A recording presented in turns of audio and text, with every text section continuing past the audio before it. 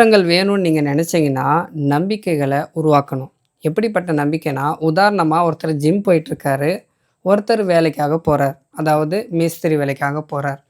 2 பேருமே வந்து வெயிட் தூக்குறாங்க. இவர் வந்து இரும்புன்ற வெயிட்ட தூக்குறாரு. அவர் வந்து சிமெண்ட் மூட்டை, ஜல்லி, மண்ணெல்லாம் தூக்குறார்.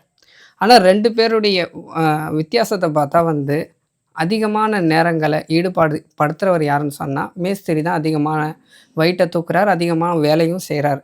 ஆனா, ஜிம்முக்கு போயிட்டுருக்கவருடைய உடம்புல மட்டும் மாற்றம் ஏன் ஏற்படுது அப்படின்னு பார்த்தீங்கன்னா, அவர் என்னுடைய உடம்பு இந்த வெயிட்டு தூக்குவதின் மூலமாக மாறும் அப்படின்றத அவர் நம்புறார் முழுமையா. ஆனா, மேஸ்திரி வந்து இன்னைக்கு பொழுது கழிச்சா போதும், இந்த வேலை இன்னைக்கு முடிச்சா போதும், எனக்கு 6 மணி ஆனா போதும்னு இவரு வந்து நம்புறாரு. இதனால என்னுடைய உடம்புல எந்த ஒரு மாற்றமும் ஏற்படாதுன்றத இவர் நம்புறனால தான், இவருடைய உடம்புல எந்த ஒரு சேஞ்சஸும் ஏற்படுறதில்ல. 99% இப்படி தான். 1% தான் சில பேருடைய உடம்புல மாற்றங்கள் ஏற்படலாம். இன்றைய நாளுடைய கேள்வி என்ன தெரியுமா? மனிதன் செய்யக்கூடிய ஒவ்வொரு செயலிலுமே வந்து அவனுக்கு அதில் ஒரு தேர்ச்சி இருக்கிறது என்பதாக குரான் கூறுது. அது என்ன என்பது தான் இன்றைய நாளுடைய கேள்வி.